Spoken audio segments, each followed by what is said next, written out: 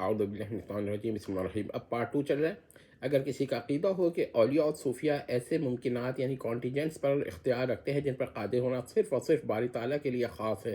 مگر مثلا ولایت دینا، ولایت چھین لینا، نبوہ دینا، نبوہ چھین لینا، ٹھیک ہے، فاسق اور فاجر کو بغیر سزا کے مغفرت کر دینا، عالم کو درہم برہم تباہ و برباد نیست و نابود کرنے کا اختیار ماننا۔ تو اب آپ یہ دیکھیں کہ یہ جو عقائد رکھے تو اس کو بھی یہ جہمی صاحب جو ہے نا کافر و مشرک قرار نہیں دیں گے۔ اگر اس کے ان عقائد کو شرکیہ قرار دیں گے تو شرک اصغر قرار دیں گے، شرک اکبر قرار نہیں دیں گے، ٹھیک ہے، یہ نوٹ کر لیں۔ ورنہ اگر شرک اکبر قرار دیں گے تو تکفیر ان پر کرنی ضروری ہو جائے گی، اور نہ کریں گے ایسا نہیں ہو سکتا کہ ایک چیز کو آپ شرک اکبر بھی قرار دیں اور تکفیر بھی نہ کریں، اس طرح خود مشرک ہو جاتا ہے آدمی، ٹھیک ہے۔ اور دیکھ لیجیے تقدیر مبرم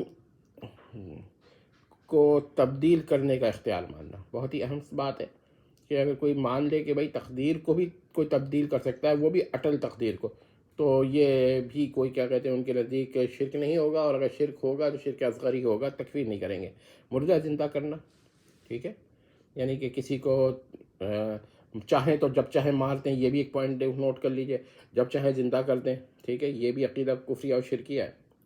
لیکن کیا کہتے ہیں یہ بھی اختیار بھی مان لینا جو ہے جہمی صاحب کے نزدیک شرک اکبر نہیں ہے، شرک جلی نہیں ہے۔ تسخیر کعبہ، تسخیر لحد رسول اور تسخیر روضہ کے ناپاک اختیارات کا عقیدہ، مثلا لحد رسول یا کعبۃ اللہ کے کو حکم دیں تو وہ طواف کرنے لگے ان کا، ٹھیک ہے۔ یہ تو شکر ہے کہ انہوں نے یہ حکم نہیں، یہ عقیدہ نہیں رکھا ابھی تک کہ رسول اللہ بھی فلاں فلاں غوث کا فلاں فلاں مخدوم کا طواف کرتے تھے، نعوذ باللہ نعوذ باللہ، تو یہ عقیدہ ابھی تک نہیں رکھا، مگر کعبہ تک آ گئے ہیں، اب مدینہ شریف تک بھی آ جائیں گے، روضہ رسول تک بھی آ سکتے ہیں، تو یہ ذرا نوٹ کر لیں۔ تو یہ کیسے کفریہ شرکی عقائد ہیں، اور جہمی صاحب اس کی تکفیر نہیں کر رہے، تو یہ ان کو کہہ رہے ہیں یہ کہ اس کے باوجود ایسے لوگوں کے پیچھے نماز بھی جائز سمجھتے ہیں۔ اچھا، تسخیر ملائکہ کا عقیدہ رکھنا، ان کے قابو میں نہ آنا بلکہ ان کو پریشان کرنا، اور بلکہ جب منکر نکیر آئیں گے تو یہ کہنا کہ الٹے ان سے سوال کر دینا، جبکہ قرآن حدیث کے ساتھ خلاف ہے۔ ایسا ہو ہی نہیں سکتا کہ آپ منکر نکیر جب آئیں تو ان کو ایک روح جو ہے یا کوئی بھی ولی ہو وہ ان کے خلاف اڑ جائے، ٹھیک ہے۔ یا اس سے بھی ایک میں اور پوائنٹ بتا دوں کہ ایک عقیدہ اور بھی ہے ان لوگوں کا جو بہت ہی اہم ہے اور میں لکھنا بھول گیا تھا، وہ یہ ہے کہ یہ باری تعالیٰ کے احکام کو بھی اپنی شرائط پر ماننے کا عقیدہ، مطلب اگر باری تعالیٰ حکم دیا یہ کام مت کرو تو کہیں گے بھائی میری اس شرط پہ میں یہ کام نہیں کروں گا، میری بھی شرط مانے۔ اور یہ جن لوگوں نے کہا ہے انہوں نے یہ کہا کہ جب سیدنا عبد القادر رحم اللہ کے بارے میں کہ اگر وہ کیا کہتے ہیں جب اللہ تعالیٰ حکم دیا کہ فرشتوں کو پریشان نہیں کرو، ان کی بات مان لو، تو انہوں نے کہا تھا میری بھی ایک شرط ہے۔ تو بات یہ ہے کہ اللہ کے حکم کے بعد اللہ کے حکم کو مشروطاً ماننا یہ تو بہت ہی بڑا کفریہ اور شرکی عقیدہ ہے، یعنی خدا کی آپ خدائی کے بجائے الوہیت کو آپ چیلنج کر رہے ہیں، اس کی قدرت کو آپ چیلنج کر رہے ہیں، اس کے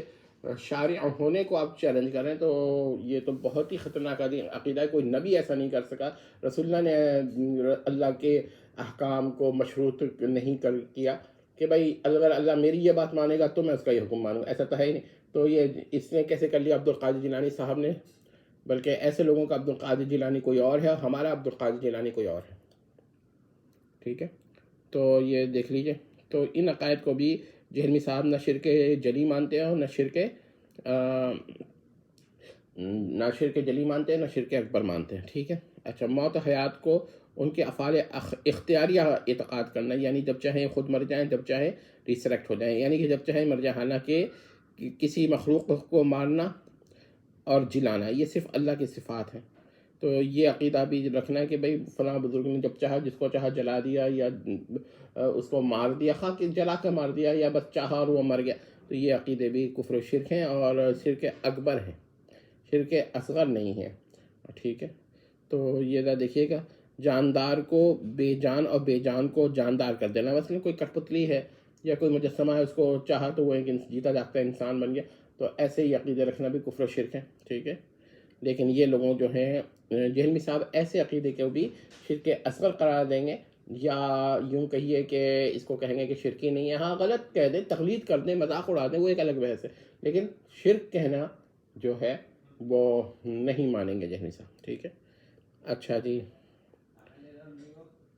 اچھا، قبور کی تعظیمات و سجود پہ یہ دلیل دینا کہ یہ اس وقت شرک ہوتا، یا طوافات پر طواف کرنا ہے، جمع اس کا بنا لیے طوافات، اگرچہ کسی کے پاس کوئی اور جمع ہو تو وہ استعمال کر لے، تو طواف کرنے وغیرہ پہ یہ عقیدہ رکھنا کہ کیا کہتے ہیں اگر باری تعالیٰ کی بھی قبر ہوتی، خدا کی بھی قبر ہوتی تو یہ اعمال شرک ہوتے، اور بشرطے کہ یہ اعمال قبر خدا کے ساتھ مخصوص ہوتے۔ یہ میں نے خود پڑھا ہے یہ استدلال، ایک صاحب کا غالباً وہ کوئی کچھوچھوی پیر تھا یا کوئی اسی طرح کے کوئی اس کے رسالہ تھا، اس میں نے یہ دیکھا تھا کہ یہ استدلال کیا ہوا تھا کہ یہ چیز شرک اس وقت ہوتی جب خدا کی بھی قبر ہوتی اور یہ عمل یا یہ افعال یا یہ اعمال جو تھے اس کے ساتھ مخصوص ہوتے۔ تو اب یہ ان باتوں کو بھی جہمی صاحب جو ہے نا آپ یقین مانیے کہ شرک اصغر ہی قرار دیں گے، اس کو مشرک شرک اصغر کے ساتھ قرار دیں گے، مشرک شرک اکبر کے ساتھ قرار نہیں دیں گے کہ اس کی تکفیر کر سکیں۔ تو یہ ہے ان لوگوں کی، یہ جہمی صاحب کے یہ عقیدے ہیں۔ ہم نے ان لوگوں کے عقائد اس لیے بیان کیے ہیں کہ جہمی صاحب کے ڈسائپلس اور اسٹوڈنٹس سمجھ لیں کہ جہمی صاحب کی خود کی توحید کیسی ہے، ورنہ ان کو تو چاہیے تھا کہ وہ تکفیر کر دیں، ٹھیک ہے۔ تو اب آپ یہ دیکھ لیں کہ ہم نے کچھ پوائنٹس پیش کیے ہیں، اور اگر آپ کی یہ بات سمجھ میں آ جاتی ہے نا تو بہت ہی اہم ہے۔ تو ابھی میں آپ کو کچھ اور باتیں بھی بیان کرنا چاہوں گا کہ اگر کسی کا عقیدہ ہو کہ اولیاء صوفیہ ایسے ممکنات کانٹیجنٹس پر اختیار رکھتے ہیں جن پر قادر ہونا صرف اور صرف باری تعالیٰ کے لیے خاص ہے، مثلا ولایت دینا، ولایت چھین لینا،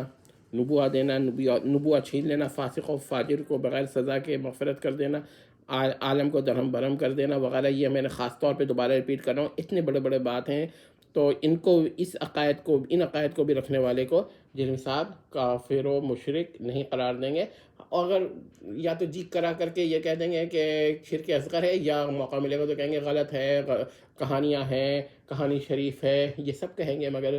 اس کو شرک و کفر قرار نہیں دیں گے۔ نوٹ کر لیں جہمی صاحب کی بات، تو ایسی توحید تو ہمیں نہیں چاہیے۔ یہی وجہ ہے کہ ہم ایسے لوگوں کی تکفیر کرتے ہیں جو اس قسم کے عقائد رکھیں، کیونکہ وہ کرامات کو غلو کر کے اس حد تک لے جاتا ہے۔ اب یہاں پر جہمی صاحب کا تضاد دیکھیے، ایک طرف تو وہ ادھر غلو کر رہے ہیں سر سید کی جانب اور غلام احمد پرویز کی جانب، جو سرے سے کرامات کے ہی منکر ہیں،